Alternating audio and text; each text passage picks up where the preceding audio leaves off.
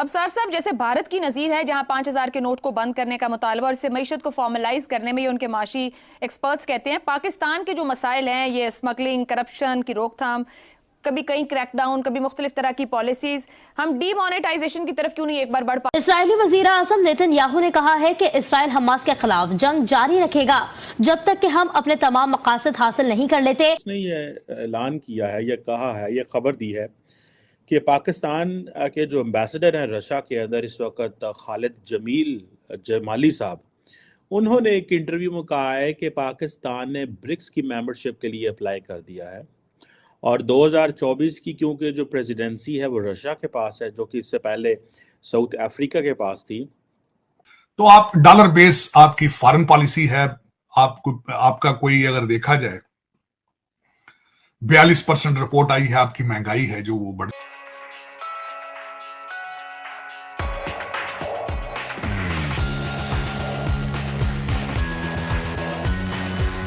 16 से बात शुरू हुई अगर सेनेट में, और आज फिर 23 में आकर ये बात वहीं खड़ी है, तो ये सोचने समझने में या किसी नतीजे तक पहुंचने में इतना वक्त क्यों लग जाता है?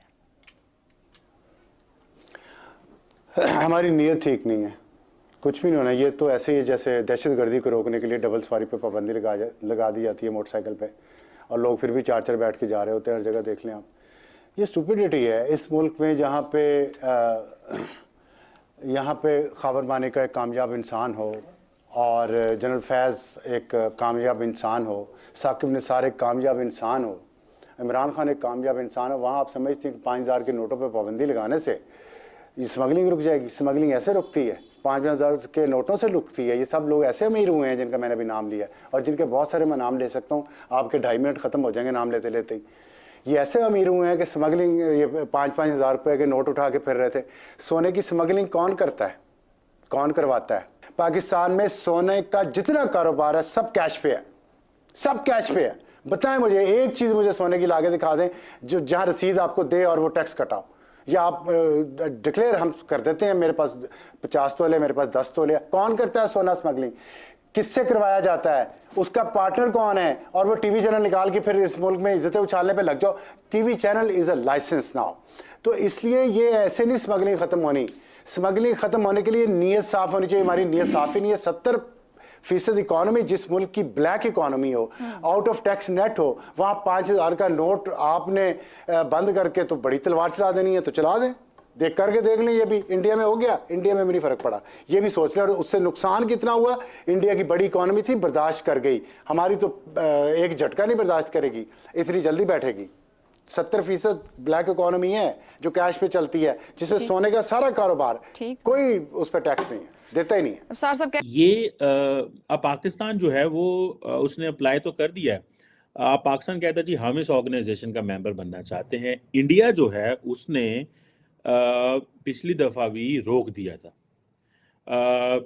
और पाकिस्तान ने नाम नहीं लिया था, लेकिन पाकिस्तान ने ये कहा था कि एक मेंबर स्टेट ने इसको रोक दिया था। अब क्वेश्चन ये है कि इस पे एक कंसेंसस चाहिए होता है और वो जो है कंसेंसस है वो जारी बात है तमाम जो कंट्रीज़ हैं उनकी तरफ से आना चाहिए। नए मेंबर्स तो ब्रिक्स ने ले लिए हैं, लेकिन जिसे आप समझ लें कि अगर पाकिस्तान नहीं आ पाता Argentina, Egypt, Ethiopia, Iran, Saudi Arabia, UAE की तरह, तो फिर पाकिस्तान के लिए एक बड़ा समझें एक डिप्लोमेटिक एम्बैरसमेंट है ये। इंडिया ने लास्ट टाइम तो रोक दिया, रोकना जारी बात है, अभी भी रोक सकता है, लेकिन क्या इंडिया एक इसको इनडेफिनिट पीरियड तक रोक सकता है? ये एक क्वेश्चन है, और कब तक रोक सकता है? और फिर इसमें ये भी है कि और जो बहुत सारे ममालिक होते हैं उनकी अपनी भी इसमें होता है कि कल को इंडिया किसी मुल्क को सपोर्ट करना चाहता है तो चाइना ब्लॉक कर सकता है, या ऐसे भी हो सकता है। सो मुझे लगता है कि वर्चुअल उसका अपोजिशन का फ़ायदा उठा के इंडिया ने ब्लॉक तो कर लिया, लेकिन कब तक कर सकता है इंडिया अगर मज़ीद इसको ब्लॉक करता है और कहता है कि जी हाँ हम नहीं चाहते कि पाकिस्तान बने पाकिस्तान, और वो आपको पता है इंडिया की एक रेटरिक है, वो कहते हैं जी ये दहशतगर्दी को स्पॉन्सर करते हैं, वो कहते हैं जी ये जिसे कह रहे हैं ना कि एक मिलिटेंट ऑर्गेनाइजेशन को स्पॉन्सर करते हैं, ये क्रॉस बॉर्डर टेररिज्म में इन्वॉल्व हैं, ये चीज़ें हैं। सो पहले तो चाइना ने इसके ऊपर काफ़ी किया और उन्होंने और ममालिक को ऐड कर लिया, पर क्या चाइना इसको मज़ीद इसके ऊपर क्या कर सकता है? चाइना कितनी माजरत चाहता हूँ, चाइना कितना इस पे जो है वो इस पे पाकिस्तान की मदद कर सकता है जब तक रशिया या बाकी ममालिक पाकिस्तान की हेल्प नहीं करते। और इसमें जारी बात है अर्जेंटीना को डालना, इजिप्ट को डालना, इथियोपिया को डालना, ईरान, सऊदी अरेबिया, यूएई को डालना, ये तो है मुमकिन अगर इंडिया इसको कॉन्टीन्यूसली करता है, जो कि जिसके मुझे चांसेस हैं। मैं रूल आउट नहीं करता, because when it comes to India and Pakistan तो कोई रूल्स नहीं है। भारत पाकिस्तान के लिए कोई रूल्स नहीं रखता और पाकिस्तान भारत के लिए रूल्स नहीं रखता। लेकिन एक बात बताऊं, अमूमन मैंने सुना है कि यूएन के अंदर जब when there is a question of being a non-permanent member in the United Nations Security Council, both countries somehow have agreed that they will let each other to be the non-permanent member in the UNSC. तो अगर पाकिस्तान उसमें करता है, मेरा ख्याल है पाकिस्तान ने अगले 1-2 साल में Pakistan will be the non permanent member.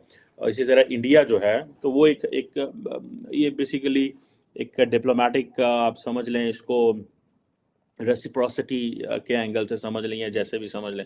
एक तो प्रॉब्लम यह है कि पाकिस्तान के अंदर इंडिया की बहुत सारी वेबसाइट्स ब्लॉक हैं, हम जो है वो नहीं पढ़ सकते, बहुत सारी मैगजीन अखबारों को, द प्रिंट को नहीं पढ़ सकते, अभी मैं देख रहा था द फर्स्ट पोस्ट को नहीं पढ़ सकते।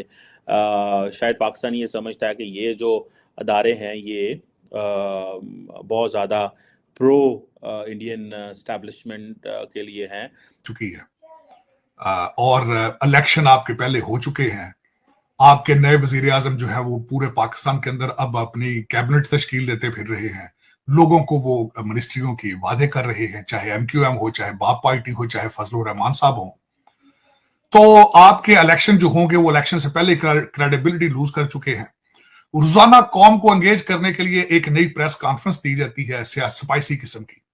यही एंटरटेनमेंट है, यही आपकी किस्मत है। इससे आगे आप खुद डिसाइड कर लें कि आज एक जो कल का सबसे बड़ा वाकया था, मानिका साहब जिनकी खुद इज्जत कोई नहीं है अपनी, जिस तरह का उनका ट्रैक रैकेट है एज ए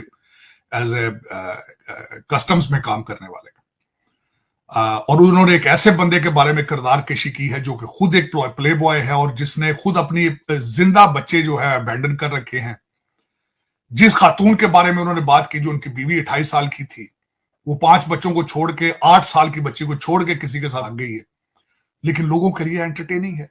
ये अभी उसकी दूसरी किस्त आएगी आगे, लोग एक्सपेक्ट कर रहे हैं कि बीबी का किसी वक्त अब आना, बीबी पिंकी का, वो उसका आना जरूरी है। फैसल भोडा साहब ने अगले दिन इंकिशाफ कर दिया है 5 औरतें 5 कहानियां पाकिस्तान को किस तरह चलाती रही हैं, जो कि एक एटॉमिक पावर है। और दूसरा, मेरे जैसे बंदे को वॉशिंगटन डीसी में तशवीश ये है कि ये एक इलेक्शन कैंपेन का हिस्सा था मानिका साहब की जो इंटरव्यू आया है, क्योंकि पीटीआई को बाहर निकालना है और उसी पीटीआई को 5 साल बाद दोबारा इसी को नला धुला के कप्तान को फिर दोबारा मुर्शद बना के फिर को और नया आर्मी जनरल लेकर आएगा इसको साथ अपने। लेकिन दुख ये है कि जो लोग लेकर आए थे इमरान खान को, उनके बारे में वीडियो क्यों नहीं आ रही? जिसके बारे में नूरानी साहब ने कहा था कि बाजवा साहब की फैमिली के पास 12 अरब रुपए की करप्शन है, उसके बारे में कोई वीडियो क्यों नहीं आ रही?